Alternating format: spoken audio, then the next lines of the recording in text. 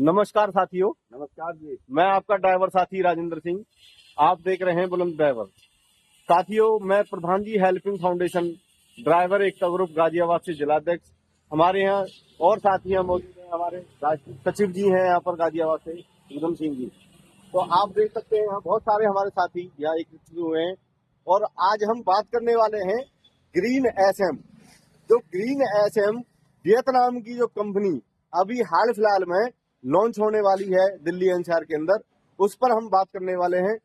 Green SM से होने वाले ड्राइवर भाइयों का नुकसान और क्या फायदे हैं, हम जानते हैं भाइयों से।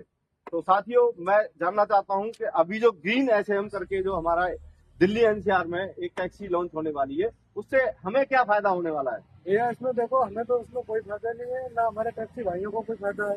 इसमें हमारा जो भी ये नुकसान है, सरकार से हमें ये है, पर जब तो यही करना था, ग्रीन जब निकालने दी इसको, मान लो जब यही निकालने दी तो हमारा ये टैक्स का, ये पैनिक बटन का, हमारा कमर्शियल गाड़ी का हमारा कैसे करता है? हम कहाँ जाएंगे इसको? आप ये बताओ। तो हमें सरकार से यही निवेदन है कि अगर ये आपको करना था तो हमारा ये टैक्स करवा दिया, ये करवा दिया, ये खर्चा करवा दिया, पर हमारी गाड़ियों का क्या होना है? तो कहीं ना कहीं ये ड्राइवर समाज के लिए धोखा है, ड्राइवर के साथ धोखा हुआ है। धोखा हुआ नहीं है, जानबूझ के किया गया है धोखा, पूरा ही धोखा हुआ है, पूरा धोखा हुआ है पूरा। देखो, सरकार ने जो टैक्स के रूप में हमसे जो 1 लाख रुपए 1.5 लाख रुपए जो वसूला है, हाल फिलहाल में जल्दी में ही पैसा वसूला गया है। अगर सरकार को ये विदेशी कंपनियां ही पाने की मार्केट में टैक्स क्यों वसूला गया? और ये पैनिक बटन के नाम से 18-20 हजार रुपए लिए जा रहे हैं, ये क्यों लिए जा रहे हैं?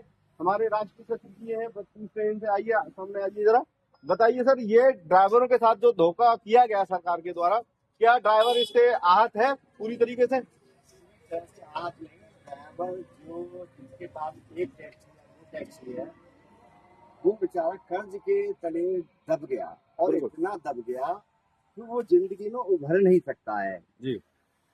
सरकार ने कभी भी ड्राइवर के हित के लिए, जब से ये बीजेपी की सरकार आई है, इसने कभी भी ड्राइवर के हित में आज तक कोई भी शब्द नहीं बोला है। एक भारत टैक्सी ये लेके आए थे, वो भी ऐसी टैक्सी लेके आए जो कि इन्हीं से अंडर काम करती है, ओला उबर से भी इनके रेट कम होते हैं, ठीक है ना। दूसरी बात, चलो टैक्सी वो ले आए, अच्छा, उन्होंने अपना उसका बहुत ज्यादा एडवर्टाइजमेंट किया, हमारे गृह मंत्री जी ने भी उसका एडवर्टाइजमेंट किया, लेकिन कोई लाभ नहीं निकला।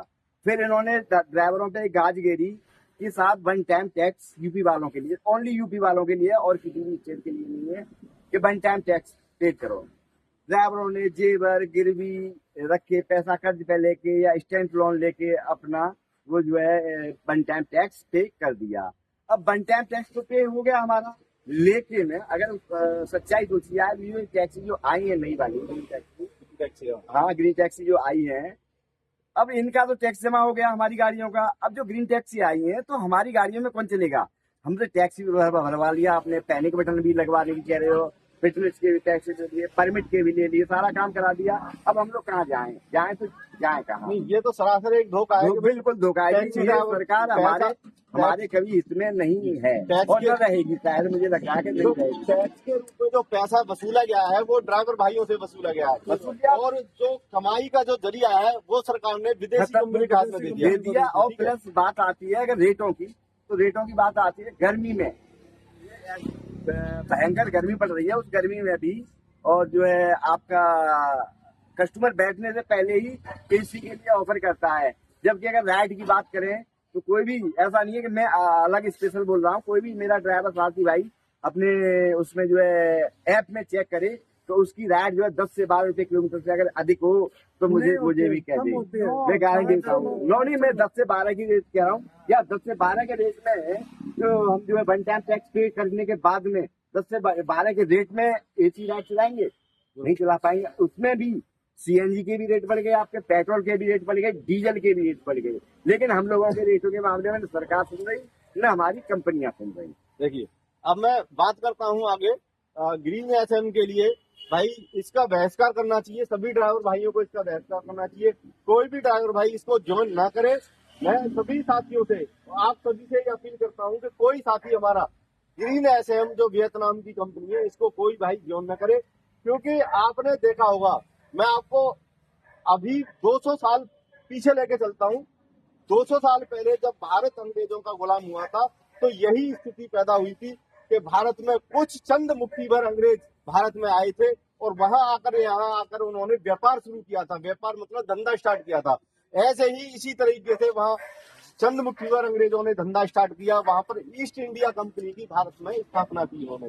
धीरे धीरे उन्होंने अपनी संख्या इतनी बढ़ा ली वहां पर कि भारत पर उन्होंने शासन किया। अपनी संख्या ज्यादा बढ़ाने के कारण भारत पर उन्होंने शासन किया। वही स्थिति आज भारत में दोबारा से पैदा होने जा रही है। दोबारा से विदेशी कंपनियां आकर भारत में अपना पैर जमा रही हैं और ये भारतीय नागरिकों का शोषण करेंगी, भारतीय ड्राइवरों का शोषण करेंगी और धीरे धीरे वही गुलामी की लहर दोबारा देखने को मिल रही है। इसीलिए मैं साथियों आपसे फिर कहता हूं कि दोबारा से ग्रीन एसएम जो वियतनाम की कंपनी है, इसका कोई भाई इसे जॉइन न करे, इसका बहिष्कार करे पूर्ण रूप से।